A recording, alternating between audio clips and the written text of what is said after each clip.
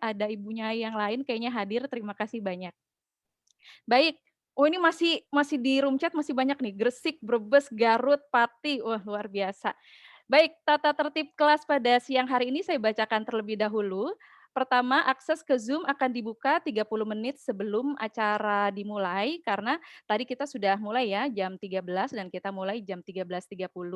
Kemudian peserta mengikuti rangkaian kegiatan dengan sungguh-sungguh. Boleh mungkin kalau ada sinyal tidak memungkinkan, boleh tidak menyalakan video, tetapi hadir gitu ya, jadi present, hadir mengikuti kegiatan pada siang hari ini. Kemudian ID peserta dalam pertemuan ini harus menggunakan nama asli ya, bukan nama perangkat atau institusi. Jadi bukan Lenovo namanya, tetapi Mbak Fevi Alfi misalkan gitu ya, atau ini Wulidatur Robiah gitu, jadi bukan nama perangkat.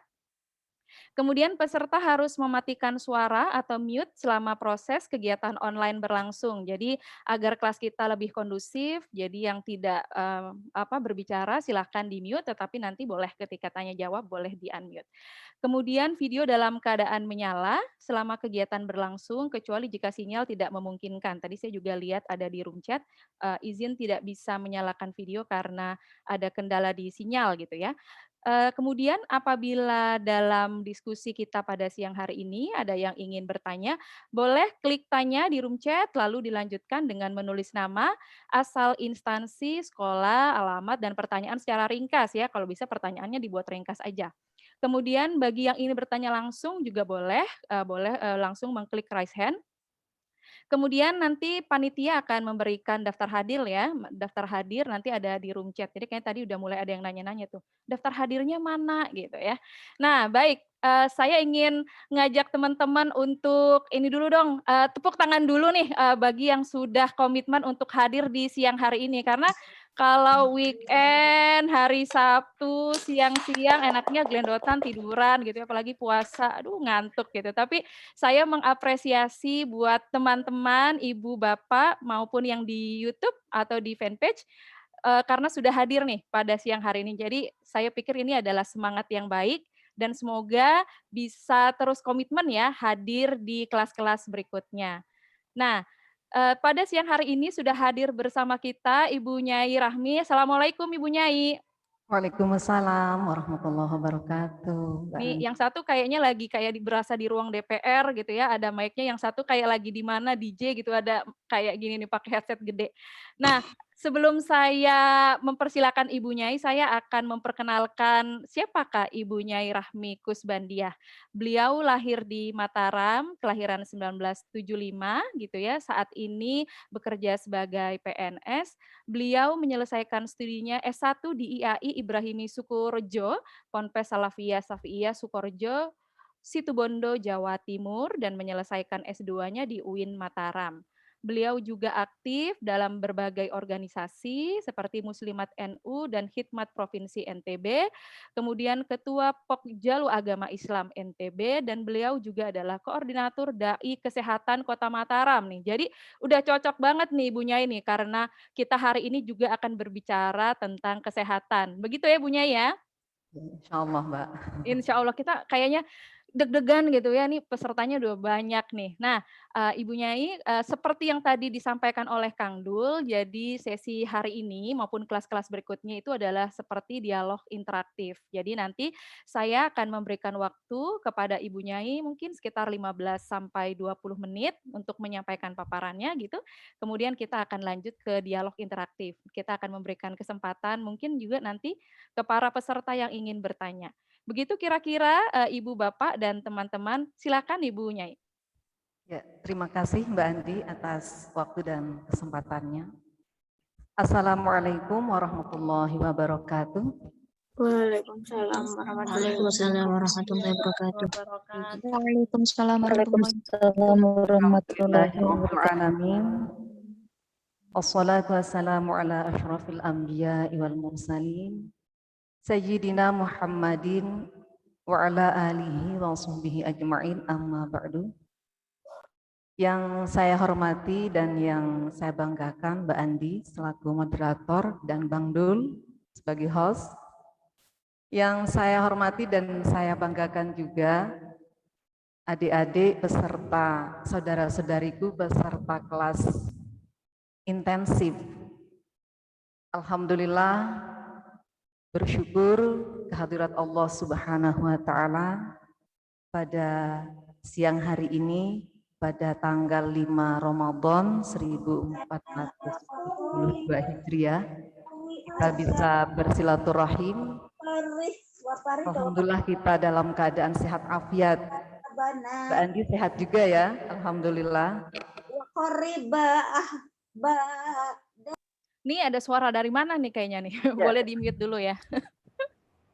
Ya, saudara-saudariku yang saya banggakan, alhamdulillah kita masih diberikan kesehatan dan keafiatan oleh Allah Subhanahu wa Ta'ala, sehingga pada siang hari ini kita bisa bersilaturahim sekalipun kita dengan cara virtual, Mbak Andi ya, tapi insya Allah tidak mengurangi pahala kita. Bahkan mungkin pahala kita lebih banyak karena seharusnya siang-siang ini enak tidur karena dalam keadaan puasa, tapi kita justru alhamdulillah kita di sini menggali ilmu, belajar bersama Mbak Andi ya. Jadi insya Allah pahalanya lebih banyak dibanding pada hari-hari yang lain. Baik, saudara-saudariku yang saya banggakan, dua nikmat yang paling sering dilupakan oleh manusia, ini kita diingatkan oleh baginda Nabi kita Muhammad Sallallahu Alaihi Wasallam, ni'matani maghbunun katsirun minan nas. Ada dua nikmat yang paling sering dilupakan oleh kita sebagai manusia, yaitu as-sihhatu wal faraghu, nikmat sehat dan nikmat sempat, nikmat waktu luang. Jadi karena dua nikmat ini paling sering dilupakan oleh manusia, jadi kita harus sering-sering juga saling mengingatkan Mbak Andi, betapa besar nikmat kesehatan ini, terlebih-lebih di masa pandemi COVID-19 ini. Kesehatan menjadi sesuatu yang sangat berharga dan menjadi sesuatu yang sangat-sangat diidamkan oleh siapapun. Karena kita mendapatkan virus COVID-19 ini menjadi sesuatu yang menakutkan, sehingga kesehatan ini menjadi sesuatu yang sangat berharga di masa pandemi COVID-19 ini. Jadi untuk itu, agar kita terhindar dari segala jenis virus, apapun jenisnya, ya terlebih-lebih virus COVID-19, ya yang perlu kita lakukan di samping kita menerapkan prokes, ya mencuci tangan dengan benar, menerapkan social distancing, kemudian menggunakan masker. Yang paling penting itu juga kita harus menjaga ketahanan tubuh kita, imunitas tubuh kita. Dan salah satu cara kita untuk meningkatkan imunitas tubuh kita tentunya adalah dengan cara mengkonsumsi makanan yang sehat atau menjaga makanan yang sehat. Lalu makanan yang seperti apa? Nah, ini menjadi satu pertanyaan. Tentunya adalah makanan yang halalan thayyibah. Karena ini menjadi salah satu hak tubuh yang harus kita berikan. Jadi dalam kitab Manba'us Sa'adah itu ada 3 hak tubuh. Yang satu adalah mengkonsumsi makanan yang sehat, kemudian istirahat yang cukup, baru kemudian yang ketiga itu memenuhi kebutuhan biologis. Nah, pada kesempatan yang sangat berbahagia ini, yang akan menjadi pokok pembahasan kita adalah mengkonsumsi makanan yang sehat. Jadi hak tubuh adalah memberikan makanan yang sehat. Jadi ini yang menjadi pokok bahasan kita. Nah, dalam kitab Manba'us Sa'adah itu sudah dijelaskan bahwa wa min huquqil jasadi akhdhu ta'am al-halal at-thayyibi min dunil israf. Bahwa di antara hak-hak tubuh adalah perlu mengambil makanan yang halalan thayyibah min dunil israf, tanpa berlebihan. Jadi hak tubuh adalah memberikan makanan yang halal, yang cukup nutrisi, cukup energi tanpa berlebihan. Nah, oleh karena itu, siapapun yang menginginkan daya tahan tubuhnya meningkat, kuat, maka dia harus mengkonsumsi makanan yang halalan thayyibah. Jadi saya kira itu saja Mbak Andi sebagai pengantar diskusi kita pada siang hari ini. Selanjutnya saya serahkan ke Mbak Andi. Baik, terima kasih banyak Ibu Nyai. Kita akan lebih banyak berdiskusi dan berdialog secara interaktif. Mungkin itu lebih lebih ini ya, lebih enak juga. Nah, Ibu Nyai mungkin kita juga bisa sharing juga gitu ya. Kalau kita lihat belakangan ini, halo, apakah suara saya terdengar? Ya, ya. Oke, baik. Kalau kita lihat itu ya, Bu Nyai, mungkin kalau tren-tren saat ini banyak produk-produk yang udah pakai label halal gitu ya. Bahkan mungkin, kulkas, mesin cuci, jilbab, itu ada label halal gitu.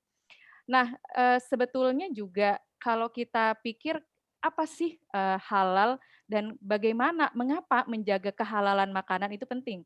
Dan kemudian apa itu halal lagi thayyib? Mungkin boleh boleh dijelaskan Ibu Nyai? Baik. Halalan thayyibah. Ini menjadi satu kewajiban perintah Allah Mbak Andi ya. Kita harus mengkonsumsi makanan yang halalan thayyibah. Lalu sekarang pertanyaannya apa itu halal dan apa itu thayyib? Halal ini sudah pasti bahwa makanan yang dikatakan halal adalah makanan dan minuman yang boleh dikonsumsi menurut ketentuan syariat. Ya, makanan yang dibolehkan atau tidak dilarang oleh syariat. Kemudian thayyib, thayyib itu baik, makanan itu baik jika dikonsumsi akan mendatangkan kebaikan bagi tubuh, akan menjadikan tubuh kita sehat karena penuh dengan gizi dan nutrisi. Dalam kitab Manba'us Sa'adah sendiri sudah dijelaskan di situ bahwa thayyib itu wa ta'amut thayyibu wal halalu salim, bahwa yang dikatakan makanan yang baik itu adalah makanan yang halal, yang menyehatkan. Kemudian al-munasibu li muhtajatil jasadi min duni israf wala taqdir. Jadi sesuai dengan apa yang dibutuhkan oleh tubuh, tidak berlebihan dan tidak kekurangan. Jadi halal tadi adalah makanan yang dibolehkan, boleh untuk dikonsumsi menurut ketentuan syariat, dan tentunya di sini memenuhi 3 kriteria juga Mbak Andi. Makanan itu dikatakan halal. Makanan itu dikatakan halal pertama karena wujudnya, karena zatnya. Jadi makanan itu sudah jelas itu halal, tidak diharamkan oleh syariat. Kemudian yang kedua, makanan halal itu dikatakan halal ketika cara memperolehnya juga dengan cara yang benar. Dengan cara yang benar. Jadi dengan cara bekerja keras, kemudian dengan cara perniagaan misalnya, dan seterusnya. Jadi tidak didapatkan dengan cara-cara yang maksiat. Mohon maaf seperti menipu, dengan cara maksiat-maksiat yang lain, judi dan seterusnya. Kemudian yang ketiga itu cara mengolahnya. Jadi makanan yang halal kalau dicampur dengan sesuatu yang haram ini akan berubah wujudnya menjadi makanan itu menjadi haram. Jadi 3 unsur ini harus terpenuhi. Jadi tidak bisa salah satu unsur kurang maka makanan itu belum dikatakan halal. Jadi 3 unsur ini harus terpenuhi. Dan thayyib tadi sudah pasti itu makanan yang menyehatkan, yang dibutuhkan oleh tubuh, tidak berlebihan dan tidak kekurangan. Jadi ini. Kemudian kenapa kita harus menjaga kehalalan? Nah ini saya kira sangat penting Mbak Andi untuk kita pahami bahwa dalam Al-Quran itu banyak ayat, begitu pula di beberapa hadis dijelaskan tentang pentingnya kita mengkonsumsi makanan yang halal. atau hikmah kita mengkonsumsi makanan yang halal. Yang pertama itu pastinya bahwa kita mengkonsumsi makanan halal, ini berarti kita telah menjalankan apa yang diperintahkan oleh Allah Subhanahu wa Ta'ala. Jadi kita akan mendapatkan ridha Allah, karena dalam beberapa ayat ya salah satunya adalah seruan kepada manusia di surat Al-Baqarah itu dijelaskan bahwa ya ayyuhan nas kulu mimma fil ardi halalan thayyiban wa la tattabi'u khutuwati syaitan innahu lakum aduwwum mubin. Jadi wahai sekalian manusia, makanlah dari makanan yang halal dan baik yang terdapat di bumi. Dan janganlah kalian mengikuti langkah-langkah setan, karena langkah-langkah setan atau setan itu musuh yang nyata bagimu. Di dalam ayat yang lain juga jelas di sana. Dalam surat Al-Maidah misalnya, surat Al-Maidah ayat 88, Allah Subhanahu wa taala juga menegaskan, wa kulu mimma razaqakumullahu halalan thayyiban. Dan makanlah makanan yang halal lagi baik dari apa yang telah dirizkikan oleh Allah, diberikan oleh Allah. Wattaqullah, dan bertakwalah kepada Allah, alladzi antum bihi mu'minun, dan jika kamu orang-orang yang beriman kepadanya. Jadi ini beberapa ayat yang memerintahkan kepada kita untuk mengkonsumsi makanan yang halal. Jadi mengkonsumsi makanan yang halal ini kita menjalankan apa yang diperintahkan oleh Allah. Kemudian yang kedua, mengkonsumsi makanan yang halal ini akan menyehatkan tubuh kita. Nah, ini berbeda dengan kita mengkonsumsi makanan yang non halal. Kita mengkonsumsi makanan halal akan menyehatkan karena sangat bermanfaat bagi tubuh kita. Jadi makanan yang halal, thayyib, ini bisa menjadi sumber energi bagi kita, sehingga ketika kita mengkonsumsinya, tubuh kita bisa lebih produktif dalam menjalankan setiap aktivitas kita. Begitu pula Mbak Andi, mengkonsumsi makanan yang halal ini sebagai bukti implementasi syukur kita kepada Allah Subhanahu wa taala. Jadi kita mengkonsumsi makanan halal ini sebagai wujud bahwa kita termasuk orang-orang yang bersyukur.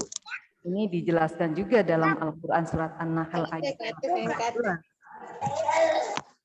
Fakulu mimma razaqakumullahu halalan thayyiban, maka makanlah makanan yang halal lagi baik dari rezeki yang telah diberikan Allah kepadamu. Washkuru ni'matallah, dan bersyukurlah kepada Allah, in kuntum iyyahu ta'budun, jika kamu hanya kepadanya menyembah. Nah, jadi kalau kita ingin melihat orang itu bersyukur atau tidak, kita bisa melihat dari pola makannya. Kalau dia mengkonsumsi makanan yang halal dan thayyibah, berarti dia termasuk orang-orang yang bersyukur atas rezeki yang Allah telah berikan kepadanya. Dan tentunya banyak sekali hikmah-hikmah yang lain ketika kita mengkonsumsi makanan yang halal dan thayyibah. Tapi beberapa di antaranya yang tadi saya sebutkan, Mbak Andi. Baik, Bu Nyai Rahmi, kita ada beberapa pertanyaan dari peserta. Ini kayaknya peserta udah siang-siang ini ya, pada aktif gitu ya, bertanya gitu. Nah, ini dari Pambudi, namanya double ya. Saya baru tahu kalau makan, minum, istirahat itu adalah hak tubuh. Mengapa bukan kewajiban? Kewajiban manusia untuk merawat diri sebagai amanah dari Allah Subhanahu wa taala. Ketika kewajiban itu tidak dipenuhi, maka akan membuat manusia sulit menjalankan ibadah. Nah, jadi inti dari pertanyaannya itu adalah kenapa dia bukan kewajiban gitu loh namanya. Ya. Baik, Pambudi ya. Jadi kenapa menjaga tubuh, mengkonsumsi makanan yang halal itu menjadi sebuah hak, itu hak dari tubuh kita dan kewajiban kita untuk memenuhinya. Karena banyak di antara kita yang paham bahwa itu adalah hak tubuh tetapi kita tidak melakukannya. Kita tahu bahwa kita harus mengkonsumsi makanan yang baik, tetapi tidak selamanya kita melakukannya. Padahal kita paham yang kita konsumsi itu harus makanan yang baik-baik, yang halal. Tetapi tidak semua di antara kita memahami bahwa ini adalah kewajiban kita. Jadi kewajiban kita memberikan hak tubuh kita untuk makan makanan yang halal, yang thayyib, yang mengandung nutrisi, bergizi tinggi. Kemudian tadi ada hak lain yang tadi sudah saya sebutkan, istirahat yang cukup dan memenuhi kebutuhan biologis. Jadi ini bisa dibedakan, bisa difahami ya Pak Budi atau Mbak Andi ya, bisa difahami maksud saya ya. Jadi kewajiban kita untuk memberikan tubuh kita hak-haknya. Karena kita tidak semuanya paham bahwa tubuh kita ternyata punya hak. Walaupun itu sesungguhnya kita tahu. Jadi tidak semua di antara kita memenuhi hak-hak tubuh kita. Jadi saya kira itu Mbak Andi. Jadi kayak ada slogan ya, don't too hard on yourself gitu. Jadi Oke, jangan ya. terlalu berat banget kepada diri sendiri. Terkadang kita pergi pagi, pulang malam, sampai rumah lanjut lagi, lembur lagi, kerja lagi. Padahal badan kita itu butuh Badan kita sendiri istirahat. punya hak yang Iya ya? harus kita penuhi. Dan memenuhi hak tubuh itu adalah kewajiban kita sesungguhnya. Oke. Tetapi kita sendiri tidak paham. Bahkan ya sedikit sekali di antara kita yang memenuhi hak tubuh itu. Oke. Ya. Oke Bu Nyai. Ini dari Aminatur Rizkiah. Mau bertanya, jika hak tubuh hanya makanan yang sehat, istirahat yang cukup dan memenuhi kebutuhan biologis, lalu memenuhi cara mencintai diri seperti membersihkan diri, akal yang sehat, dan hati yang baik-baik saja, bagaimana ya Bu Nyai? Apakah hal demikian bukan termasuk hak tubuh atau sudah masuk dari hak tubuh? Terima kasih. Ya. Mencintai diri sendiri. Sesungguhnya kita memberikan hak tubuh kita dengan mengkonsumsi makanan yang halal dan thayyibah, yang menyehatkan, ini sesungguhnya sebagai implementasi dari rasa cinta kita kepada diri kita sendiri sesungguhnya. Jadi kalau istirahat yang cukup dan seterusnya mungkin nanti bisa pada pembahasan berikutnya oleh narasumber yang lain. Tetapi sekali lagi bahwa wujud cinta kita kepada diri sendiri adalah kita memberikan hak tubuh kita untuk mengkonsumsi makanan yang halal dan thayyibah, yang sehat, yang bergizi. Karena kalau sebaliknya yang kita lakukan itu berarti kita menzalimi diri sendiri. Jadi membawa mudarat kalau kita mengkonsumsi makanan yang tidak baik. Apalagi yang non halal atau haram, ini kita menzalimi diri sendiri. Nah, jadi sekali lagi kita mencintai diri sendiri adalah dengan cara memberikan hak tubuh, mengkonsumsi makanan yang halal, yang thayyibah, yang menyehatkan, yang mengandung nutrisi tinggi, gizi tinggi dan seterusnya. Jadi kayak bagian dari self love gitu ya, Halo. Bu Nyai? Halo Bu Nyai, apakah terdengar suaranya? Iya. Putus-putus. Ya Mbak Andi, lanjut. Iya, jadi semacam kayak self love gitu ya Bu Nyai, ketika kita sudah sadar dengan diri kita gitu, saya sayang dengan tubuh saya. Kita kemudian berefleksi gitu ya Bu Nyai ya, apakah ini cocok dengan tubuh saya? Apakah tubuh saya membutuhkan ini gitu ya. Saya jadi teringat tuh Bu Nyai, kalau saya di supermarket saya juga jadi kayak ngecek ketika pengen belanja ini itu gitu ya. Terus saya kemudian terdiam dulu gitu, apakah ini cocok dengan tubuh saya gitu. Itu juga mungkin bagian dari kita mencintai diri ya Bu Nyai ya? Betul, kita harus selektif kan memberikan makanan ke tubuh kita. Karena salah kita memberikan atau salah kita mengkonsumsi makanan akan berdampak negatif terhadap tubuh kita. Karena tidak semua orang cocok dengan semua makanan. Ya apalagi misalnya kalau Mbak Andi yang orang Jawa katakan ya, orang Jakarta datang ke Lombok misalnya, saya suguhkan pelecing yang begitu pedas misalnya, belum tentu cocok untuk Mbak Andi. Sekalipun pelecing itu enak, kemudian halalan thayyibah insya Allah, jadi belum tentu cocok untuk Mbak Andi. Jadi kita harus selektif untuk memilih makanan yang sesuai dengan tubuh kita. Ini Dengan jadi kayak ada tombol pause gitu ya, Bu Nyai ya? Kita ada tombol pause, apakah ini cocok gitu untuk saya gitu? Apakah ini, apa namanya, sehat bagi tubuh saya? Terkadang kan kita jadi menggunakan hawa nafsu dulu nih, kayaknya mau makan, coba udah makan semua, ternyata itu tidak iya, tidak baik untuk tubuh ya. Baik Bu Nyai, ini dari Rohmania Citra, ini kayaknya ya, ya. pesertanya pada suka belajar nih kayaknya Bu Nyai nih. Dia mau bertanya, apakah negara juga ikut berperan, artinya punya peran ya, dalam memberikan makanan yang baik? Peran apa yang perlu dilakukan mengingat label halal dijadikan alat politik? Oke, ini karena ini ya, dia hubungan internasional nih, kayaknya jadi langsung nanya nih. Contohnya kulkas, kerudung halal, jadi ini adalah sesuatu yang sifatnya politis juga gitu untuk label halal. Boleh dijelaskan Bu Nyai? Tadi saya sudah jelaskan bahwa yang dikatakan halal itu adalah ketika memenuhi 3 unsur. Yang pertama unsurnya adalah wujud. Wujudnya atau zat dari benda itu sendiri. Ya kalau misalnya jilbab, tadi kulkas, sepatu misalnya ya. Ya itu bisa jadi bahannya dari bahan non halal. Misalnya dari mohon maaf ya dari bulu babi misalnya, atau dari sepatu tas dari kulit babi, ini menjadi sesuatu yang menjadi haram. Begitu pula dengan unsur yang kedua, yaitu cara memperolehnya. Sekarang kita punya jilbab, kita punya kulkas, tapi cara kita mendapatkan jilbab, cara kita mendapatkan kulkas ini dengan cara yang tidak benar. Dengan cara mencuri misalnya, mengambil yang bukan hak kita.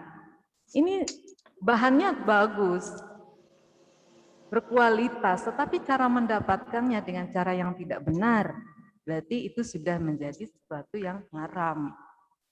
Kemudian cara mengolahnya, ya kalau tadi misalnya sepatu, oke, sepatu itu dari karet, tetapi ada tambahan-tambahannya, misalnya dari babi, sehingga sepatu ini menjadi sesuatu yang tidak halal untuk tidak kita gunakan.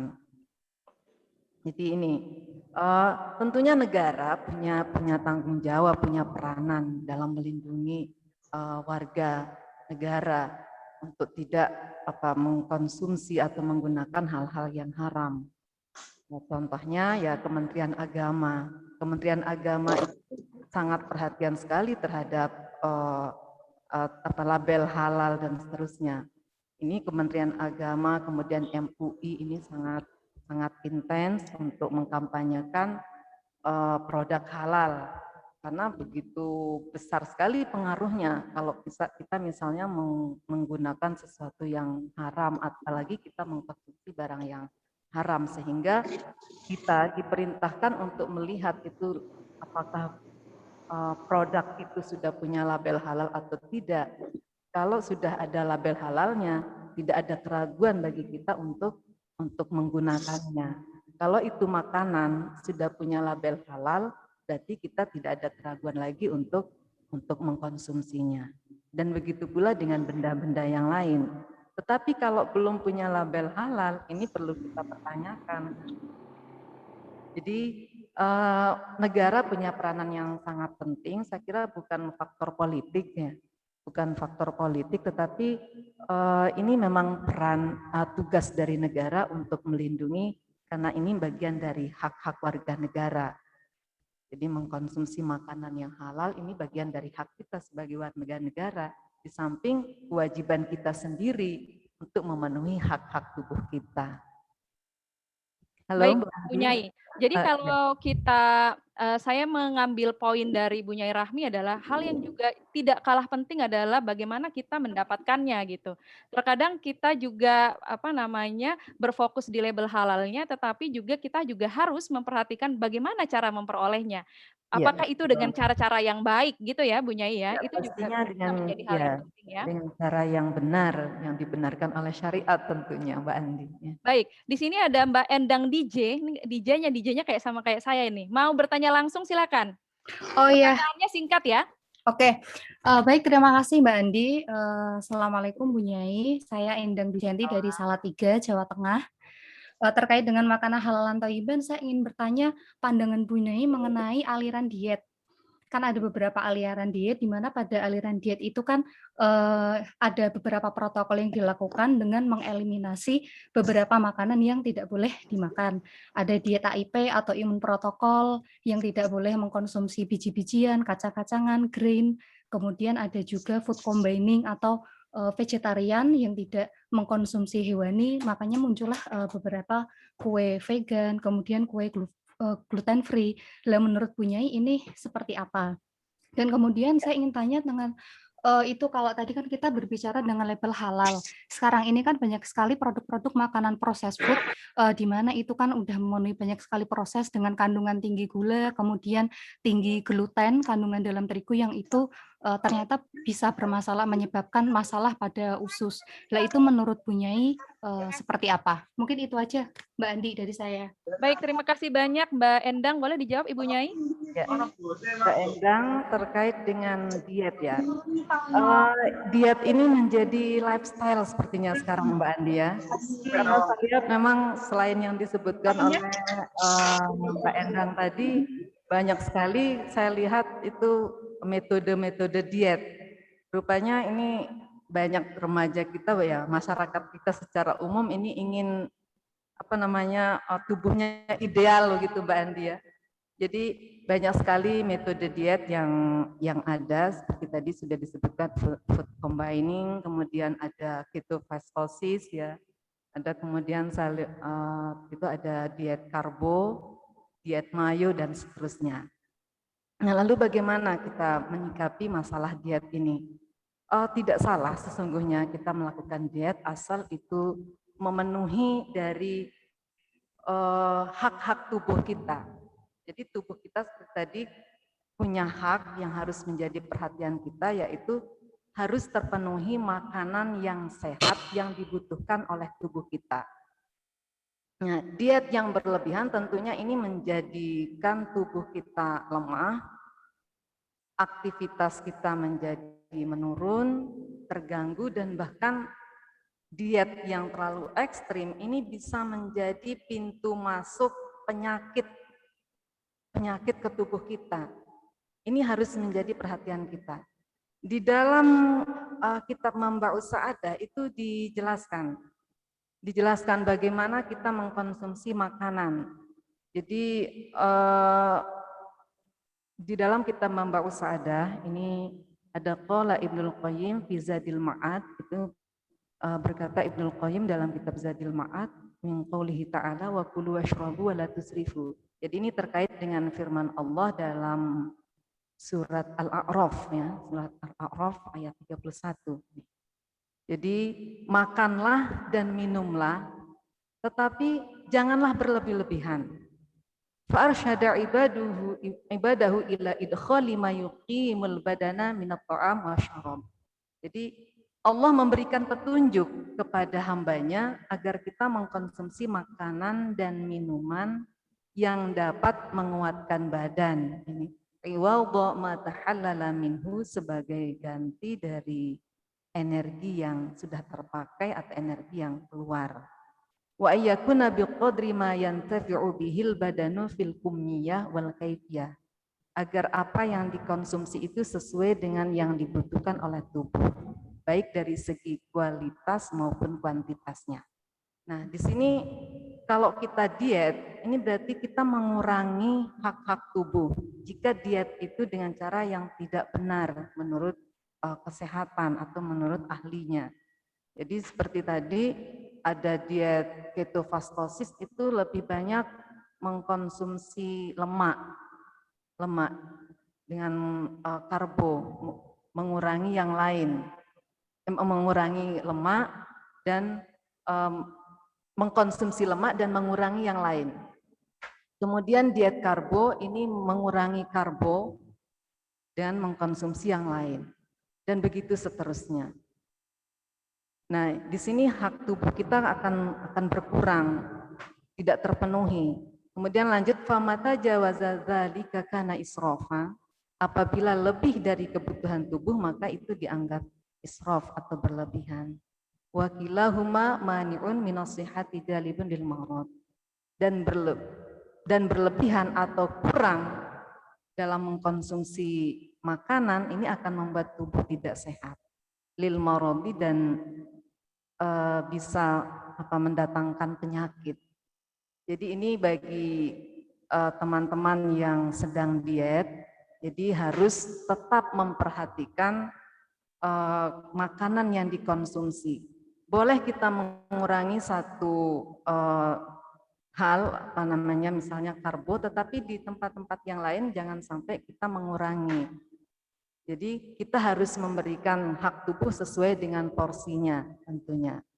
Karena kalau kita mengurangi hak tubuh atau berlebihan mengkonsumsi makanan, ini justru akan membuat tubuh kita tidak sehat, bahkan sekali lagi itu akan menjadi pintu masuk datangnya virus-virus, bakteri atau penyakit-penyakit yang lain. Jadi ini harus menjadi perhatian untuk kita. Dijelaskan juga di dalam kitab Manba'us Sa'adah Mbak Andia terkait dengan diet ini wal israfu fit ta'am kama an taqdira fihi yuaddi ila katsirin minal amrad. Dan yang dikatakan israf atau berlebihan dalam hal makanan atau begitu pula mengurangi secara berlebihan ini terkait dengan diet tadi dalam hal makanan akan menyebabkan berbagai macam penyakit. Nah, kalau kita mengurangi hak-hak tubuh secara ekstrim, ini akan mendatangkan penyakit. Boleh badannya proporsional, ideal, tetapi tidak sehat. Nah, ini berarti hak tubuhnya tidak terpenuhi. Hanya mementingkan penampilan saja, tetapi tidak sehat. Tusabbibu dha'fal badani, ini menyebabkan kelemahan tubuh. Badan kita proporsional, ideal, tetapi kita tidak produktif melakukan kegiatan-kegiatan atau bekerja. Kita tidak bisa maksimal karena badan kita lemah karena kurang asupan gizi tadi, karena diet tadi. Wahalakihi, dan ini bisa menyebabkan kematian. Ini bahaya kalau sampai kita diet yang terlalu ekstrim ya. Nah, fakullun minal israfi wa taqdiri, dan tiap-tiap sesuatu yang berlebihan atau kekurangan sawaun fit ta'am wa fi ayyin min umuril hayati, baik dalam hal makanan atau dalam semua aspek kehidupan, manhiyun anhu fi rushdil qur'ani. Ini dilarang dalam Al-Quran, dalam ajaran Islam itu dilarang kalau kita terlalu berlebihan mengurangi atau diet ekstrim tadi. Ini larangan. Dilarang dalam Al-Quran karena tadi hak tubuh kita tidak terpenuhi. Kemudian pertanyaan yang kedua tadi terkait dengan apa tadi Mbak Andia? Karbo juga kalau tidak salah ya. Halo? Ya. Halo. Iya. Maaf Bu, tadi ya, tentang gimana? makanan ultra proses Bu, proses food. Yang tinggi kandungan gula, pengawet, kemudian ada kandungan gluten lah, itu kan memang banyak sekali jajanan itu, produk-produk pabrikan itu kan muncul dengan berbagai macam zat-zat gitu kan. Nah itu kira-kira bagaimana? Padahal di situ juga ada label halal. Begitu Halo? Bu. Ya, Bu Nyai, apakah bisa terdengar? Tadi Mbak Endang sudah menyampaikan pertanyaannya, bagaimana dengan proses food misalkan yang sudah mengandung gula, pengawet, dan gluten tinggi? Iya, terkait dengan makanan tadi bahwa kita harus selektif memilih makanan. Kalau kita mengalami satu penyakit diabetes, berarti kita harus mengurangi gula. Kalau kita sampai mengkonsumsinya, ini akan berdampak negatif terhadap kesehatan kita. Nah, ini berarti memudaratkan diri sendiri, menzalimi diri sendiri. Jadi kita harus benar-benar selektif memilih makanan, jadi tidak sembarangan. Seperti yang disampaikan oleh Mbak Andi tadi, kita harus bisa mengukur diri sendiri, apakah makanan ini cocok, pas untuk saya konsumsi atau tidak. Nah, tadi harus kita perhatikan, karena kalau sampai kita mengkonsumsi makanan yang tidak sesuai dengan kondisi tubuh kita, ini berarti kita juga termasuk israf, berlebihan. Jadi tadi dikatakan israf itu adalah berlebihan dalam makan dan minum, termasuk tidak makan dan tidak minum. Jadi kita harus bisa mengukur kondisi fisik kita, kondisi tubuh kita, apakah makanan itu bisa mempengaruhi kesehatan kita atau tidak. Kalau itu bisa membahayakan kesehatan kita, maka sebaiknya makanan-makanan seperti itu harus kita hindari. Ya, banyak makanan-makanan yang lain yang lebih baik, yang bisa menunjang kesehatan kita tentunya. Baik Bu Nyai, kalau tadi kita ngobrolin tentang diet ya, sebenarnya kan kalau kita lihat lagi, dari mana kok bisa orang ada diet ekstrim gitu. Ini kan sebetulnya kalau dari pengalaman para perempuan-perempuan yang pernah bercerita, kenapa mereka bisa seperti itu, ini karena kan body shaming. Karena dalam kita yang sangat patriarki seperti ini kan perempuan-perempuan seringkali di body shaming, kamu terlalu gendut, kamu terlalu kurus gitu. Sehingga ini kan juga bisa apa ya, mendorong para perempuan-perempuan ini juga menjadi ini ya, terinternalisasi dan akhirnya bisa jadi diet diet ekstrim seperti itu. Nah, mungkin juga di kelas ini, di forum ini kita jadi juga belajar ya, Bu Nyai ya, bagaimana bahwa body shaming itu adalah pelecehan seksual yang bisa jadi kamu nggak tahu loh, orang yang kamu body shaming-in itu ternyata kemudian dia bisa jadi diet ekstrim dan akhirnya jadi berlebihan. Ini kan juga mendatangkan mudarat gitu kan, Bu Nyai ya? Ya, iya betul. Uh, jadi begini, pelecehan ya kaitannya dengan pelecehan ya, makanan ke pelecehan ya. Yang paling penting bagi kita sesungguhnya menilai diri sendiri ya Mbak Andi ya. Kita jangan menilai orang lain. Ini perbuatan, termasuk perbuatan maksiat ketika kita melakukan pelecehan terhadap orang lain, termasuk tadi mengatakan ya gendut dan seterusnya. Tetapi ketika itu harus kita terpaksa kita harus dengar dan menjadi satu perhatian bagi kita ketika orang mengatakan wah ini gendut dan seterusnya kan. Maka yang perlu kita lakukan adalah boleh diet tetapi niatnya mungkin Mbak Andia, niatnya. Jadi niat ketika mau mengurangi berat badan agar tidak dikatakan gendut itu harus ditanamkan bahwa niat saya sekarang ini bukan semata-mata saya untuk mendapatkan tubuh yang ideal atau tubuh saya tidak gendut lagi, tetapi mungkin niat kita yang mau diet ini ya pertama niat tentunya niat karena Allah, diet mengurangi berat badan agar tubuh kita menjadi lebih sehat sehingga kita dapat melakukan aktivitas lebih maksimal.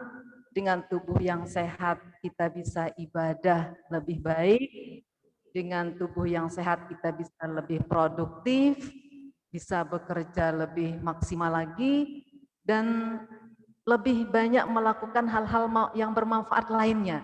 Jadi ini mungkin niat kita. Jadi bukan semata-mata untuk kurus atau untuk menurunkan berat badan saja. Kemudian yang kedua, mungkin yang bisa dilakukan ya, kalau terpaksa lagi harus mendengarkan kalimat-kalimat itu, ya bisa kita lakukan tidak dengan ekstrim, tetapi mungkin kita bisa melakukan dengan puasa sunnah, misalnya puasa Senin, Kamis. Ini kan di samping kita mengatur pola makan, juga kita mendapatkan pahala, Mbak Andi ya. Kita bisa mendapatkan pahala. Jadi tidak semata-mata karena ejekan atau pelecehan tadi yang mengatakan kita gendut, tetapi kita melakukannya semata-mata karena Allah dan untuk mendapatkan ya ridha Allah seperti tadi. Berarti kalau poinnya itu sadar ya. Jadi kita sebagai manusia, sebagai perempuan itu kita sadar bahwa apa yang kita kerjakan ini bukan karena untuk memenuhi konstruksi kecantikan yang badan ideal yang ada di masyarakat gitu kan Bu Nyai ya. Tapi kita Betul. sadar, kita tahu bahwa saya mau seperti ini karena saya sehat. Jadi sebetulnya kalau basa-basi ketemu teman ngobrol, lu gendutan gitu. Itu sebenarnya kan bisa aja kita menghindari itu kan gitu ya Bu Nyai ya. Ya, Kalaupun juga terjadi kita sadar penuh sebagai perempuan, sebagai manusia. Bu Nyai, ini ada pertanyaan, ada yang sudah angkat tangan, Nurun Syariah, ini juga salah satu peserta PUP Jawa Timur. Rahima nih, silakan. Assalamualaikum Bu Nyai dan Mbak Andi. Waalaikumsalam Mbak Nurun. Silakan Mbak Nurun pertanyaannya. Oke, begini, berkaitan dengan yang Bu Nyai baca barusan tentang israf itu saya kebetulan tadi juga sambil baca-baca di Mambau Sa'adah di halaman 3 itu kita dalam rangka menghindari israf dan untuk mencapai kesehatan di dalam kitab tersebut tertulis bahwa makna israf adalah melebihi dari sekedar dapat menegakkan tubuhnya dan mencukupi kebutuhan tubuhnya. Artinya pokok pokok punggung ini bisa berdiri tegak, ya sudah itu berarti cukup kan gitu. Kalau kita pahami secara zahir ya. Kemudian pada halaman selanjutnya tertulis bahwa adil dalam konsumsi juga berupa keharusan untuk menjauhi kenyang. Berarti kita jangan kenyang. Terus penjelasan selanjutnya adalah karena sebagian untuk makan, sebagian untuk minum, sebagian untuk nafas dan seterusnya. Pertanyaan saya adalah sebenarnya pola makan dalam Islam itu melarang kita kenyang atau tidak? Jangan-jangan selama ini ketika kita makan sampai kenyang, itu pola makan kita selama ini salah gitu Bu Nyai. Seharusnya kita nggak boleh kenyang, sisakan jangan sampai kenyang. Bukan kekenyangan ya, tapi kenyang. Boleh nggak sih kita itu kenyang? Kalau melihat kepada apa yang dijelaskan di kitab tersebut dan dalil-dalilnya, eee, mosok yang kita lakukan selama ini tuh kurang tepat gitu. Apakah memang pola makan Islami itu tidak sampai kenyang gitu ya? Ketika itu ya yang pertama. Kemudian atau gini, sampai mana sebenarnya batasan kita disebut berlebihan itu? Berlebihan Oke, makan, israf itu batasannya sampai mana gitu? Terima batasnya sampai kasih. mana? Baik, terima kasih Mbak Nurun Syariah. Silakan Bu Nyai.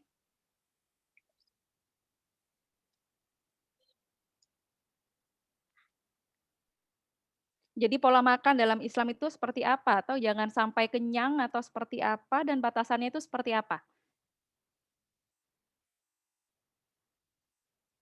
Ibu Nyai suaranya nggak kedengeran ya? Halo?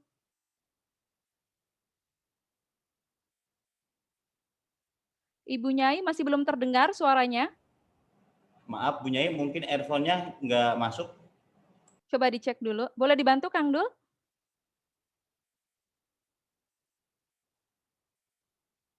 Masih belum terdengar Bu Nyai. Ini kendala-kendala teknis kalau lagi online gini ya. Bu Nyai belum terdengar. Apa ada masalah di kabelnya atau bagaimana? Boleh dicek dulu. Apakah ada yang bisa membantu Ibu Nyai? Kalau kayak gitu baiknya nggak pakai baterai Kang Dul ya? Atau dicabut, masih itu di mute Bu Nyai itunya. Oh, Ibu Nyai di mute. Di unmute dulu Ibu Nyai. Oke. Sip. Masih Oke. belum tuh Kang? Masih belum, iya. Dicabut aja Bu Nyai, itu kabel dari earphone-nya langsung ke laptop. Bu Nyai live dulu, nanti masuk lagi mungkin.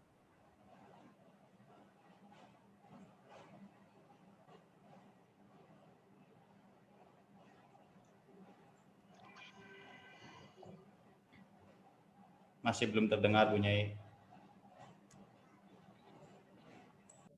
Masih belum terdengar Kang Dul? Oke, kalau masih belum terdengar, kita sambil nunggu teknis, kita akan menayangkan dulu video. Berapa menit Kang Dul videonya? Video profil 10 menit. Oke, kalau gitu kita break 10 menit, kita saksikan video berikut ini sambil kita ngecek teknisnya Ibu Nyai. Silakan Kang Dul.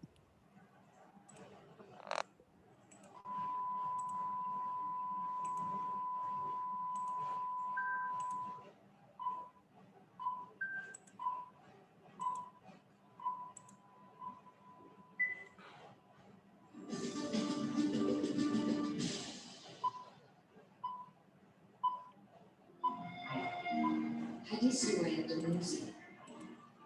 Ingatlah aku berpesan agar kalian berbuat baik terhadap perempuan karena mereka sering menjadi sasaran pelecehan di antara kalian, padahal sedikit pun kalian tidak berhak memperbuat mereka kecuali untuk kebaikan.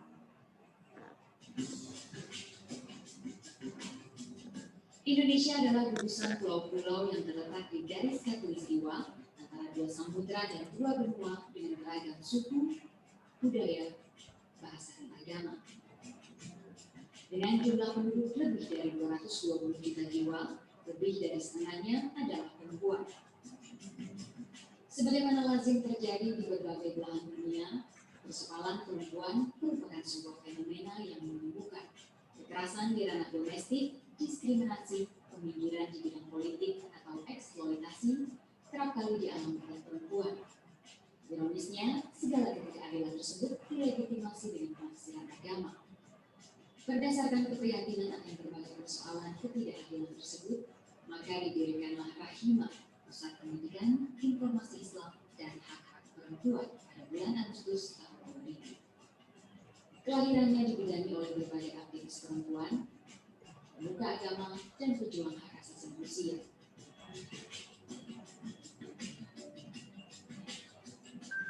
Nama Rahimah diambil dari suatu kata tetapi memiliki dua makna. Pertama adalah dari sifat Tuhan atau biasa dikenal dengan salah satu Asmaul Husna, nama indah Tuhan, Ar-Rahman, artinya adalah Maha Kasih. Dan yang kedua adalah dari kata Rahim, yaitu tempat di mana manusia disemai ketika dia mulai hidup.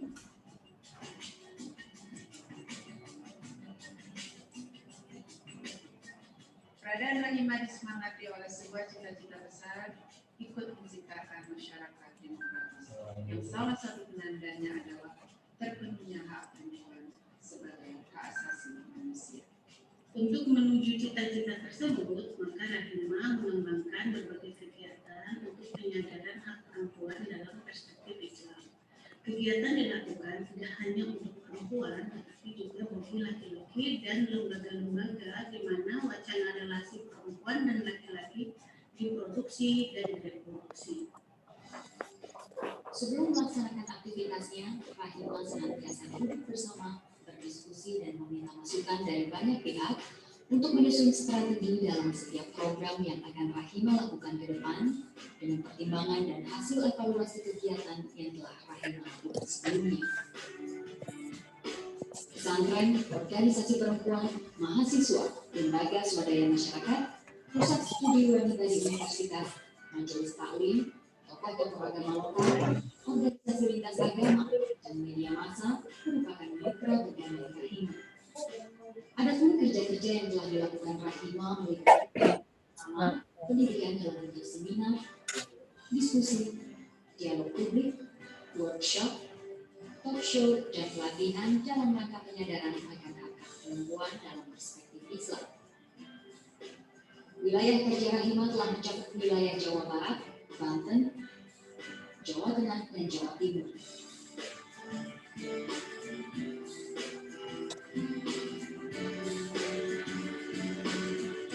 Kelompok sasaran Rahimah adalah Mana sih jenatnya? Nazar dan para mudalib, aktivis perempuan, Sudah kedengaran? komunitas Islam.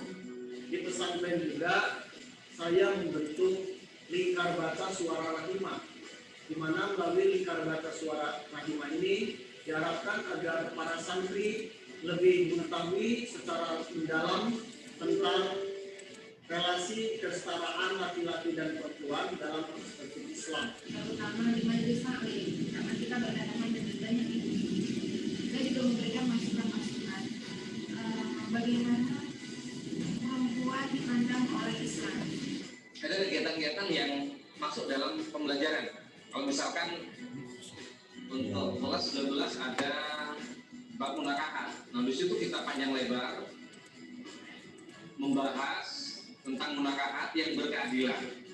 Untuk kampanye publik dengan perangkat dokumentasi dan informasi, Rahimah menyediakan pelayanan perpustakaan, menerbitkan buku tentang Islam dan hak-hak perempuan. Menyampaikan informasi tentang hak-hak perempuan melalui majalah berkala Rahimah, yaitu Suara Rahimah, lembar Jumat Al-Arham, buku dan website. Selain itu, Rahimah juga melakukan diseminasi informasi untuk meningkatkan kesadaran publik melalui diskusi reguler, debat publik, talk show radio yang berkaitan dengan isu-isu yang sedang berkembang, misalnya hak reproduksi, kekerasan terhadap perempuan, seksualitas, dan lain-lain.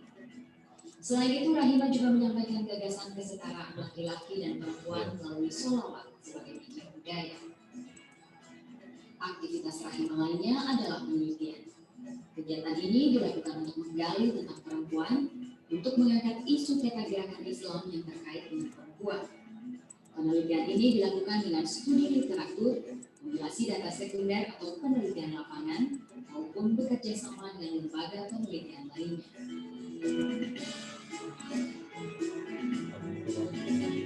Sebagai bagian dari Gerakan Perempuan Indonesia, Rahimah aktif merespons berbagai isu yang berkembang melalui berbagai aktivitas. Di antaranya demonstrasi, menyatakan pernyataan politik, mendukung aksi protes kebijakan, dan lain sebagainya. Fungsi lainnya Rahimah adalah rumah belajar bersama. Sejak berdirinya, Rahimah telah membuka diri dan bersilaturahmi dengan berbagai kalangan. Selama ini Rahimah telah menerima tamu maupun permohonan magang dari berbagai mitra di dalam maupun luar negeri. Untuk memenuhi semua fungsi tersebut, sangat disadari kebutuhan staf yang handal. Untuk itu berbagai upaya meningkatkan sumber daya manusia dilakukan, menjenjang ilmu pengetahuan ke jenjang yang lebih tinggi, mengikuti pelatihan, magang di lembaga lain, dan kursus bahasa Inggris. Semua upaya tersebut dipandu oleh nilai luhur, yakni kesetaraan, keadilan, demokrasi, keterbukaan, kebersamaan dalam keberagaman, dan anti kekerasan. Prinsip kekeluargaan dan kebersamaan menjadi perangkat kerja bagi keluarga besar Rahimah. Serius tapi santai, tawa dan canda menjadi bagian keluarga besar Rahimah. Dalam suka dan duka, kami tetap bekerja dan bersantai bersama. Dengan semakin bertambahnya usia Rahimah setiap tahunnya, Rahimah senantiasa membuka diri untuk semua, mendengar suara-suara, harapan, kritik, dan saran sebagai bekal berbenah untuk melahirkan karya kemanusiaan yang lebih bermutu, khususnya untuk kaum perempuan. Rahimah punya mimpi yang besar, yaitu melakukan transformasi pemikiran dalam komunitas Islam, sehingga menciptakan masyarakat yang adil untuk perempuan maupun laki-laki. Pendekatan Rahimah yaitu sosialisasi kesetaraan gender dari perspektif Islam adalah sangat pendekatan dan sangat cocok, efektif di konteks Indonesia, dan peran Rahimah sangat penting dalam pengembangan wacana gender di Indonesia. Karena itu maka ke depan Rahimah harus mencari cara ataupun metode yang lebih menyentuh kepada hati masyarakat, sehingga misi daripada Rahimah itu betul-betul bermanfaat untuk kemanusiaan dan untuk kesejahteraan kita semua. Rahimah ke depan betul-betul menjadi madrasah yang menjadikan pencerahan atau memberikan kejernihan pemikiran kepada umat untuk memberikan keadilan dan memberikan kesetaraan kepada para perempuan.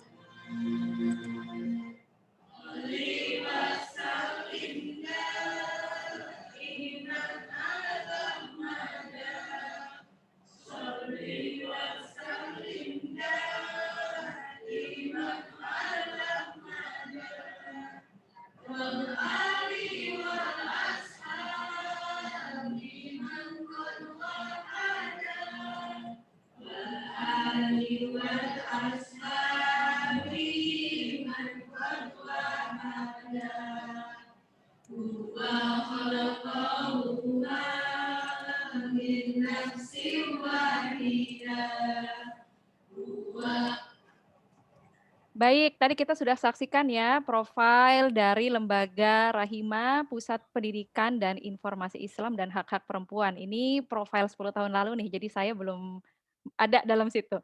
Baik, Ibu Nyai Rahmi sudah bersama kita. Semoga suaranya sudah bisa terdengar. Tadi ada pertanyaan terakhir dari Mbak Nurun Sariah tentang bagaimana sebetulnya batasan-batasan itu. Apakah kita nggak boleh kenyang atau gimana? Silakan Ibu Rahmi. Ya, terima kasih Mbak Andi. Pola makan kenyang itu termasuk berlebihan enggak? Kalau over kekenyangan berlebihan sih Bu Nyai. Kenyang Udah nggak sendiri bisa napas megap-megap gitu. kenyang sendiri termasuk berlebihan enggak? Nah, itu pertanyaannya Bu Nyai. Jadi kenyang. Nah, ini kan tadi kalau over kenyang itu sudah berlebihan. Kalau kenyang sendiri termasuk berlebihan enggak? Nah, ini jadi satu pertanyaan. Jadi yang tahu diri kita kenyang seperti apa kan hanya diri kita sendiri. Ya kan? Tapi yang pasti bahwa dalam mengkonsumsi makanan kita jangan sampai berlebihan.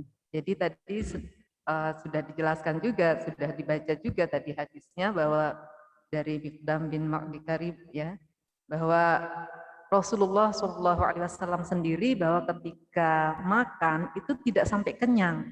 Dan di sini tidak over kenyang kan?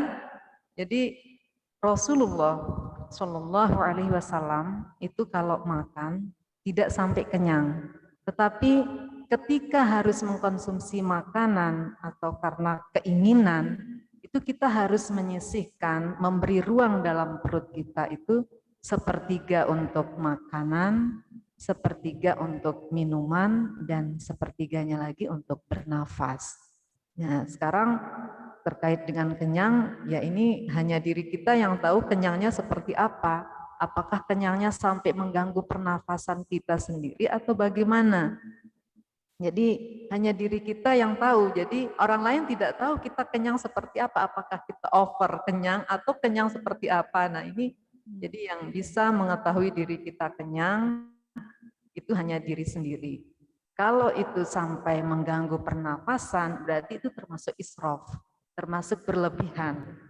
Jadi tadi di dalam Manba'us Sa'adah sudah dijelaskan bahwa yang dimaksud dengan berlebihan itu adalah tidak makan, tidak minum, atau berlebihan dalam makan dan minum.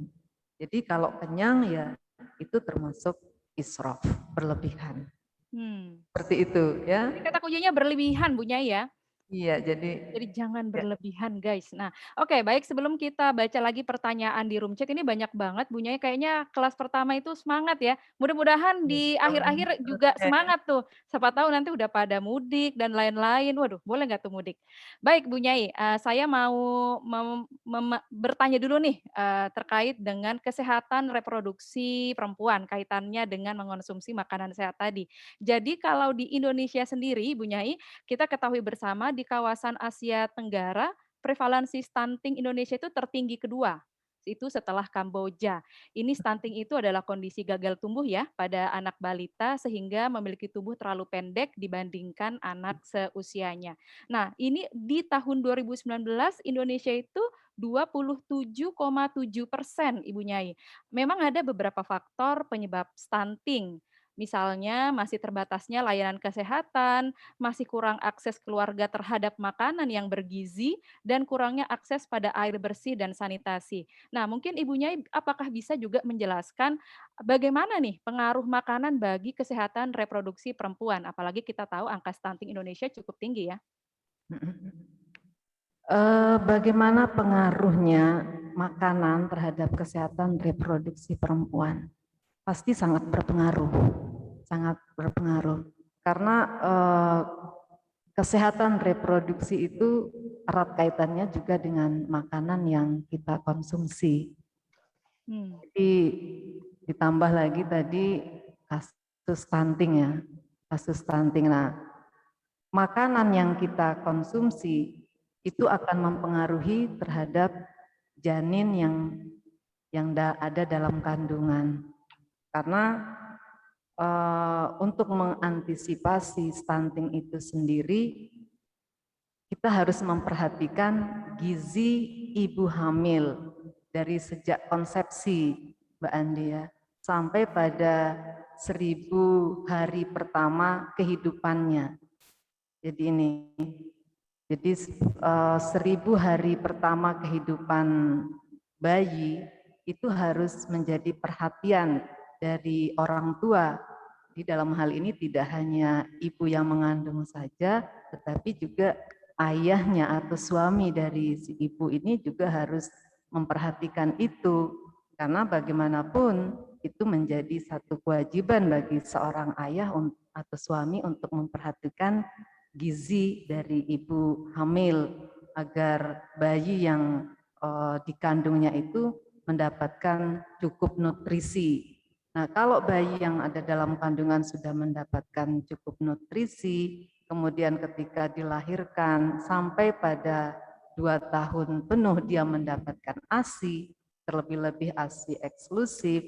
Jadi ini kecil kemungkinan anak ini akan menderita stunting atau menjadi anak yang stunting, begitu Mbak Andi ya. Karena erat kaitannya dengan makanan yang dikonsumsi oleh ibu, termasuk ketika anak ini sudah lahir. Di dalam surat Al-Baqarah sendiri, dalam surat Al-Baqarah ayat 233, di situ sudah jelas di situ bahwa seorang ibu harus menyusui anaknya, memberikan penyusuan kepada anaknya sampai 2 tahun penuh bagi yang ingin menyempurnakan penyusuan. Kemudian kewajiban seorang ayah itu adalah memberikan makanan, memenuhi kebutuhan ibu yang menyusui, termasuk di sana memberikan pakaian dengan cara yang ma'ruf, Mbak Andi. Kewajiban seorang ayah untuk mengantisipasi stunting itu juga sangat penting. Jadi dia harus memperhatikan kondisi istrinya atau ibu yang sedang menyusui, apakah sudah tercukupi nutrisinya atau tidak. Kalau ibu yang menyusui sudah mendapatkan cukup nutrisi, maka bisa dikatakan ASI-nya itu akan lebih baik, akan berkualitas kalau ibunya mengkonsumsi makanan yang sehat, cukup mendapatkan nutrisi, maka otomatis ASI-nya juga akan lebih berkualitas dibanding ibu yang makannya kurang atau yang nutrisinya kurang. Jadi ini kewajiban seorang ayah. Termasuk di ayat itu, Mbak Andi, wakis watuhunna. Jadi di situ memberikan pakaian. Sesungguhnya di sini maknanya adalah bagaimana seorang ayah itu membuat istri itu bahagia, tenang. Jadi batinnya secara psikologis dia tenang. Jadi kalau seorang ibu kondisi batinnya itu tenang, bahagia, kemudian sudah terpenuhi nutrisinya, maka ASI yang dikeluarkan itu juga akan lebih baik. Nah, ini saya kira akan berdampak positif terhadap anak yang disusuinya. Nanti kalau ibu sehat, ASI-nya bagus, apalagi ibunya tenang, memberikan ASI kepada anaknya, anaknya juga akan merasakan tenang, gitu Mbak Andi ya. Jadi perlu banget itu Bu Nyai ya, bagaimana suami juga mendampingi istri ya. Jadi karena kan bahagia itu katanya kemarin Kang Fakih itu ibadah. Jadi mesti ada suaminya juga nih yang melihat bagaimana gizi mendampingi istri termasuk ketika menyusui gitu ya Bu Nyai ya? Ya, betul. Jadi bukan kewajiban seorang ibu saja, tetapi di sini ada kewajiban ayah. Karena kewajiban ayah tadi adalah memberikan makanan dan pakaian kepada ibu ya tentunya dengan cara yang ma'ruf, yang sesuai dengan kemampuannya. Jadi seperti itu tadi. Baik Bu Nyai, ini sekaligus ada yang bertanya juga di room chat dari Etika Nurmaya. Ini karena kita juga kebetulan ngobrolin tentang stunting. Apakah ibu hamil atau menyusui yang memakan makanan haram akan berdampak pada anaknya kelak? Ya, apakah ibu hamil dan menyusui ketika memakan makanan yang haram akan berdampak terhadap anaknya? Itu pasti. pasti akan ada pengaruhnya terhadap anaknya. Karena apa? Sudah jelas di sana bahwa kita diperintahkan untuk mengkonsumsi makanan yang halal dan thayyibah. Tetapi kita sendiri mengkonsumsi makanan yang haram. Padahal Allah mengharamkan makanan itu jelas ada maksudnya, ada tujuannya. Ya, salah satunya yaitu ketika kita mengkonsumsi makanan yang haram, ya anak yang menyusui, ya ibunya termasuk, itu tidak sehat Mbak Andi. Karena apa? Karena makanan yang haram itu sudah jelas itu tidak menyehatkan, tidak sehat. Apalagi haram dari 3 unsur tadi yang saya sebutkan. Haram dari zatnya atau wujudnya, kemudian haram cara mendapatkannya, haram cara mengolahnya. Jelas ini tidak menyehatkan baik terhadap ibu maupun terhadap anak yang disusuinya. Itu dari sisi kesehatan. Dari sisi yang lain juga akan sangat berpengaruh. Dari sisi sikap, perilaku atau akhlak itu juga akan ada pengaruhnya ketika kita mengkonsumsi makanan yang haram. Ini banyak sekali penelitian atau kajian-kajian terkait dengan hal ini Mbak Andi ya. Ketika kita mengkonsumsi makanan yang haram akan berpengaruh terhadap akhlakul karimah kita, termasuk ya dan lain sebagainya. Saya kira itu.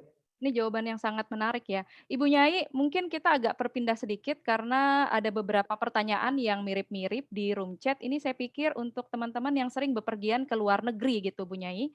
Ini ada pertanyaan dari Andati Wido. Jadi kriteria halal seperti Bu Nyai katakan, salah satunya adalah cara mengolahnya. Bagaimana jika kita tinggal atau studi di negara lain yang susah mencari makanan halal? Terkadang kita berada di kondisi di mana kita tidak mengetahui bagaimana cara mengolah makanan tersebut, walaupun wujudnya zatnya halal. Dan apabila kita dalam situasi yang mendesak dan tidak ada pilihan lain, apakah yang sebaiknya kita lakukan? Iya. Andati ya, kriteria halal itu sudah jelasnya. Bahwa halal tadi sudah saya jelaskan 3 hal itu, tetapi ketika kita dalam kondisi yang sangat-sangat terpaksa, sesungguhnya kita sudah ada panduan itu dalam surat Al-Baqarah ayat 173. Itu kita ada panduan bahwa siapa saja yang dalam keadaan terpaksa sekali lagi terpaksa. Itu ketika tidak ada makanan yang halal, yang ada hanya makanan haram, sementara tubuh kita butuh. Nah, dalam keadaan terpaksa seperti itu dibolehkan. Dibolehkan untuk kita konsumsi dengan syarat tidak melampaui batas. Sekali lagi, dalam keadaan terpaksa dan tidak melampaui batas. Ini. Kalau misalnya kita bertahun-tahun berada di negara itu, selama sekian tahun itu kita sulit mendapatkan makanan yang haram, yang halal, mohon maaf. Ya ini kita harus berpikir untuk berada di tempat itu. Jadi kita harus berpikir, kenapa kita tidak mencari tempat yang lain yang bisa dengan mudah kita mencari makanan yang halal? Kenapa kita harus bertahan di tempat itu dengan dikelilingi oleh sesuatu yang haram seperti itu kan? Jadi kita harus tetap memperhatikan tubuh kita butuh makanan yang halal dan thayyibah, dan ini adalah hak-hak tubuh kita, kewajiban kita untuk memenuhi tubuh kita mengkonsumsi makanan yang halal dan thayyibah. Sekali lagi Mbak Andati, jadi kalau dalam keadaan terpaksa kemudian tidak melampaui batas, itu dibolehkan untuk mengkonsumsi makanan yang haram. Sekali lagi, dalam keadaan terpaksa dan tidak melampaui batas. Baik, Kalau terima kasih. terlalu lama, sekali lagi harus berpikir ulang untuk menetap di tempat itu. Harus mencari tempat yang lain yang bisa dengan mudah kita mendapatkan makanan yang halal. Baik Bu Nyai, ini kayaknya pesertanya masih banyak nih yang nanya-nanya buat yang tentang makanan. Ini dari Mbak Arum. Bagaimana cara kita menghukumi makanan itu halal atau tidak? Misalnya ketika berkunjung ke pasar terdapat beberapa penjual ayam potong. Di sana kita tidak mengetahui bagaimana cara menyembelih ayam itu sudah sesuai dengan syariat atau tidak. Atau bahkan ada beberapa penjual ayam yang beragam gitu ya. Nah, ini seperti apa Bu Nyai? Kita harus yakin, Mbak ya, harus Hmm. yakin. Jadi ya salah satu syarat makanan itu dikatakan halal ya dia harus disembelih dengan menyebut asma Allah, ya kan? Nah, bagaimana kalau di pasar begitu banyak penjual ayam potong misalnya, kita tidak tahu apakah sudah disembelih dengan cara yang benar atau tidak. Nah, di sini kita harus yakin bahwa ayam itu sudah disembelih dengan cara yang benar. Karena di Kementerian Agama sendiri itu beberapa kali ya saya kebetulan berada di Kementerian Agama itu sudah melakukan pembinaan terhadap rumah potong hewan termasuk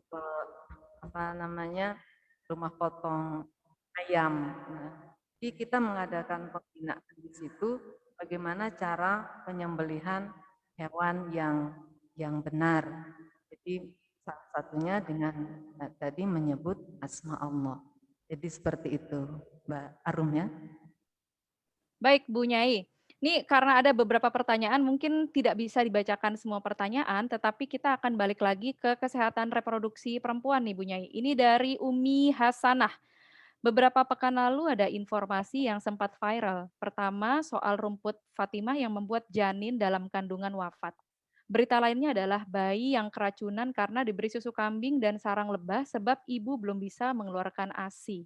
Pemberian susu kambing dan sarang lebah ini diyakini oleh suami dan mertua sebagai cara sehat ala Nabi, sedangkan menurut mereka susu formula itu haram. Apa tanggapan Bu Nyai terkait hal ini? Karena hal ini tentu bersinggungan dengan metode sehat ala Nabi yang saat ini juga giat didengungkan dan dipraktikkan gitu. Apa yang semestinya masyarakat persiapkan atau waspadai tentang informasi kesehatan ini? Karena ini juga tadi berkaitan dengan yang kita bahas tadi Bu Nyai ya tentang kesehatan reproduksi perempuan. Ketika bayi dikasih susu lebah, ini menyebabkan meninggal.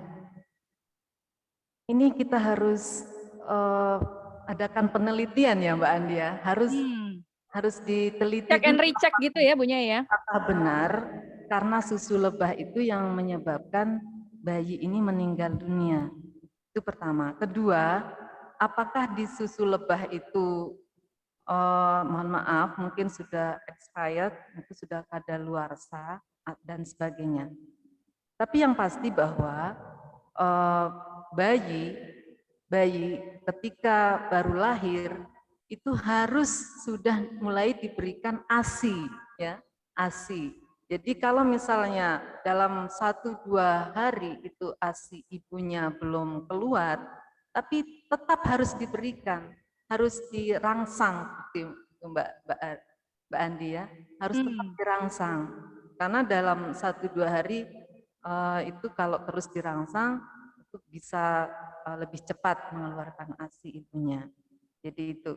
Nah, kalau susu formula, kalau ini dalam keadaan terpaksa, apalagi susu lebah tadi ya Mbak Andi, kalau dalam keadaan terpaksa sekali baru itu diberikan, tetapi itu pun harus dengan pengawasan tenaga medis, tidak bisa sembarangan. Nah, apalagi saya sendiri belum tahu susu lebah itu seperti apa Mbak Andi ya. Jadi apalagi susu lebah ini diberikan ke bayi ya, bayi yang baru lahir. Nah, ini harus melalui penelitian dulu karena kita tidak bisa mengklaim bahwa bayi ini meninggal karena diberi minum susu lebah tadi. Itu Mbak Andi ya. Jadi jangan diklaim dulu bahwa ini si bayi meninggal karena susu lebah, tapi harus dicek dan dicek, harus diteliti, ditabayun dulu. Jadi jangan sampai ini menimbulkan hal-hal yang tidak diinginkan di belakang hari, apalagi nanti informasi ini menyebar kan, menyebar ke yang lain, jadi ini berdampak negatif terhadap produsennya ya. Ya, baik Bu Nyai. Ini juga dari Alifatun Hasanah, izin bantu jawab. Tubuh manusia dan prosesnya itu sangat kompleks. Jadi sebelum ada penelitian, otopsi, dan pemeriksaan forensik lainnya, penyebab kematian bayi belum bisa dipastikan. Oh iya, bagi para peserta mungkin di room ini karena kita saling belajar, semua orang adalah guru. Jadi misalkan bagi ada yang mau melengkapi Ibu Nyai, silakan bisa di room chat. Saya akan bacakan juga apabila bisa membantu jawaban karena masing-masing bisa ini ya, bisa sharing Bu Nyai begitu ya. Betul betul Mbak Andi. Ya. Baik, Bu Nyai, tadi kalau kita ngobrol tentang sehat, halalan thayyibah, saya juga mau bacain nih Bu Nyai, dari studi kebiasaan makanan. Jadi sudah ada beberapa penelitian, salah satunya dari World Food Program. Jadi mereka meneliti tentang faktor-faktor yang dapat mempengaruhi remaja perempuan untuk mengonsumsi buah-buahan dan sayuran. Ini penelitiannya tahun 2017.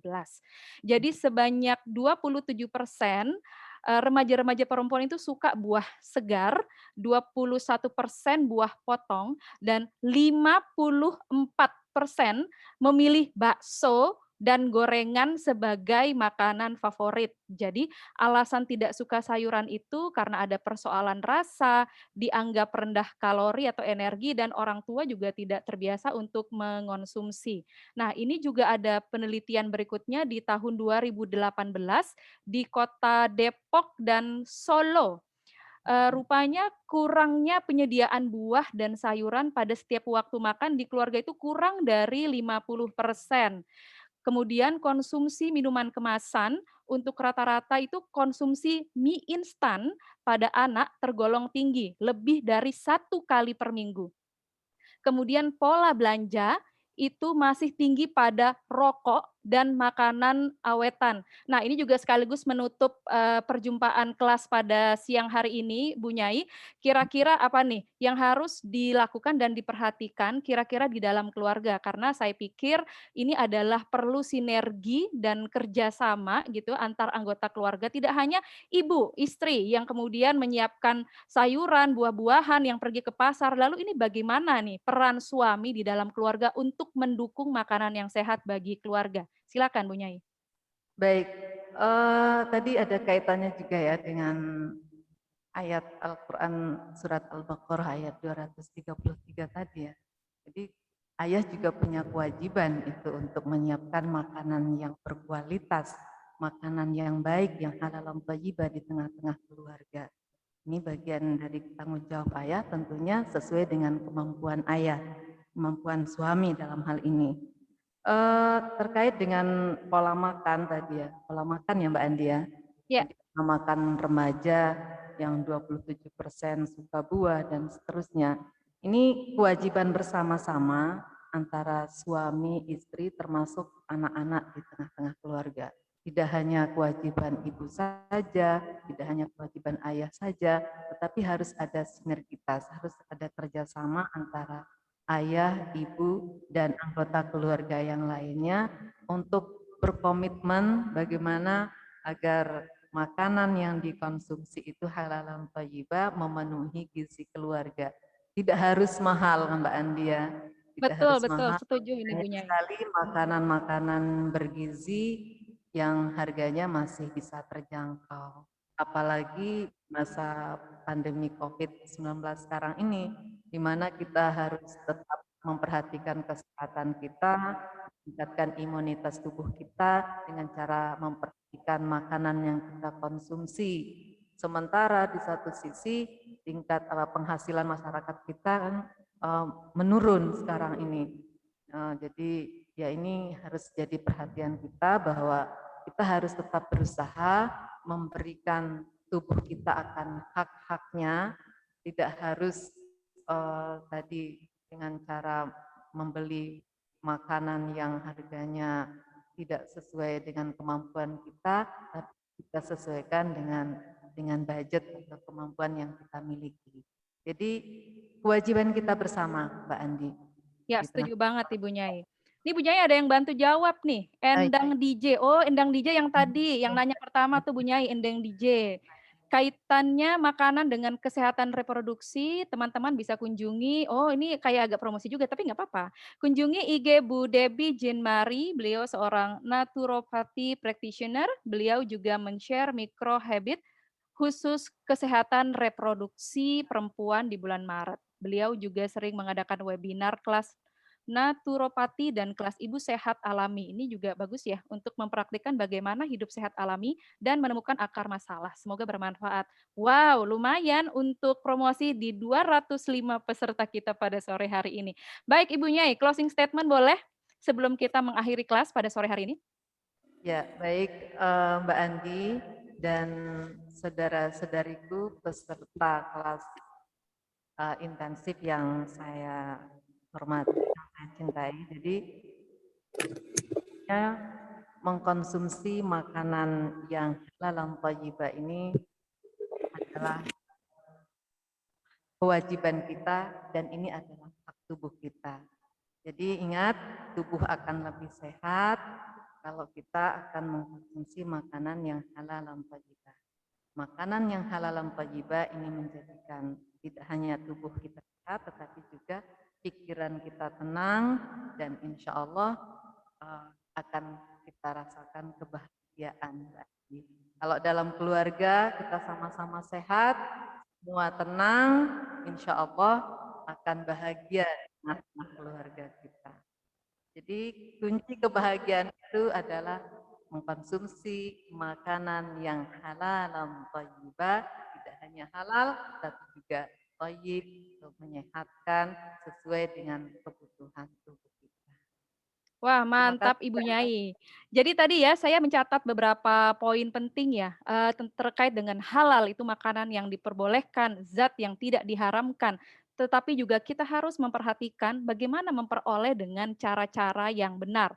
Terkait dengan diet dan lain sebagainya, ingatlah untuk jangan berlebihan. Sepertiga makan, sepertiga minum, dan sepertiga untuk bernapas.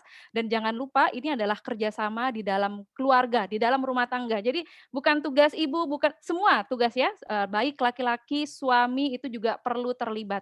Kata penutup yang terakhir adalah kamu adalah apa yang kamu makan. Baik, terima kasih banyak untuk Ibu Nyai Rahmi. Kita tepuk tangan dulu, boleh membuka video. Terima kasih banyak Ibu Nyai. Tepuk tangan dulu, boleh di reaction. Saya akan kasih di reaction. Reaction teman-teman apa? Ada love, ada kaget, ada jempol. Silakan kasih reactionnya. Saya mau lihat. Apa reaction teman-teman? Ini Bu Nyai love. Oke, Indang DJ, love. Ada siapa lagi? Ini Kang Fakih, jempol. Ada Ibu Hanif. Ibu Hanif tadi kayaknya love atau apa? Mbak Arum, love. Kang Fakih, sudah. Rahmawati. Oh, bagus. Nih kayaknya pada senang-senang nih Bu Nyai. Semoga Mbak Iko angkat tangan. Maksudnya apa Mbak Iko? Mau moderator lagi sama saya kayak kemarin apa gimana nih? Kayaknya juga peserta bosan lihat saya gitu. Baik, terima kasih banyak. Mungkin dari Kang Fakih ada yang mau disampaikan dulu nih dari tadi siang udah datang terus. Silakan Kang Fakih.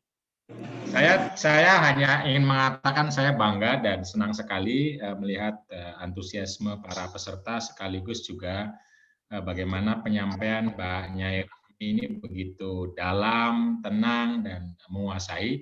Dan ini perlu disampaikan bahwa kita akan ada lagi 19 ulama perempuan lagi yang siap untuk menemani kita semua, dan ini adalah bulan April, bulan KUPI, Kongres Ulama Perempuan Indonesia, dan 20 orang ini hanyalah contoh. Kita masih punya ratusan lagi ulama perempuan dari Aceh sampai Papua. Selamat bulan KUPI, bulan April, dan mari kita bersama-sama mendorong dan memberi apresiasi, memberi tempat, mengakui sebagaimana kita juga mengakui para ulama perempuan.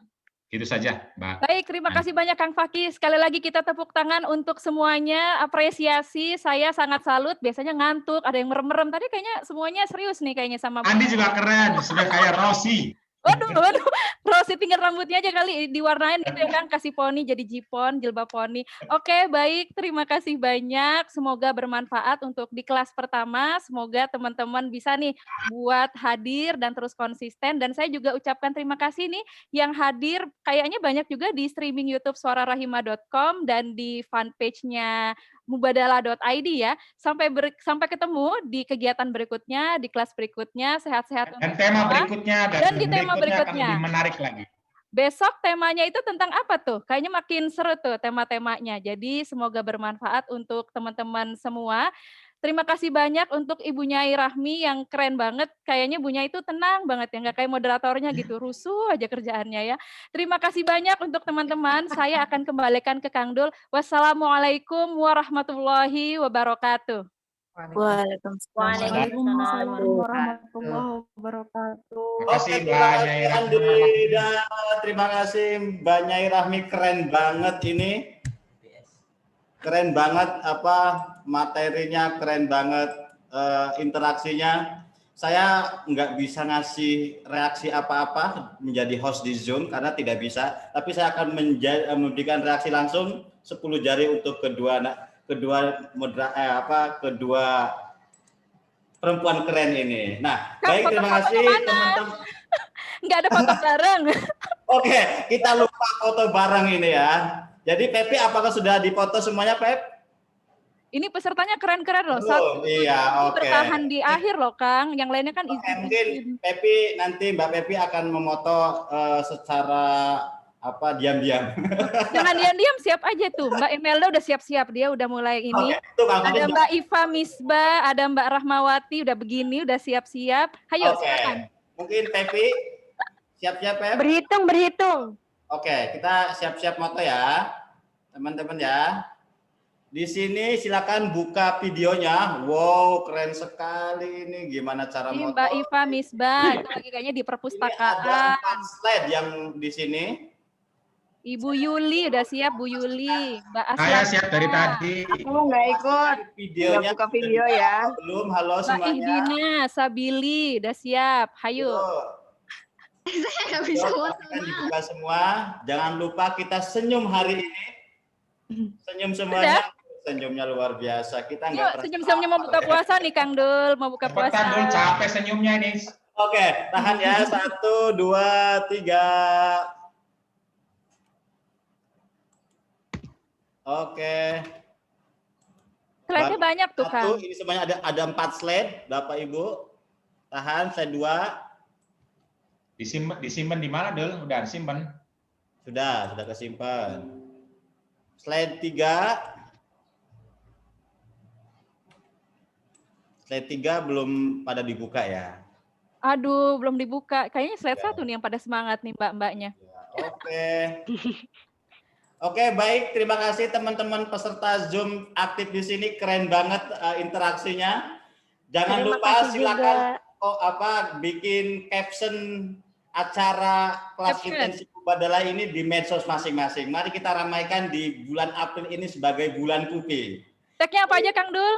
Tagnya Suara Rahima.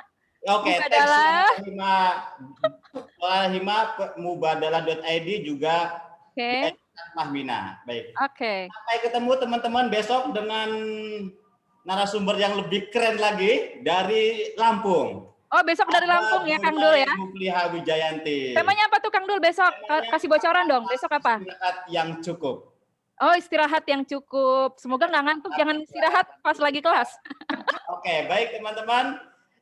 Mari kita untuk mengakhiri acara kita bersama-sama membaca surat Al-Asr. Silakan dimulai.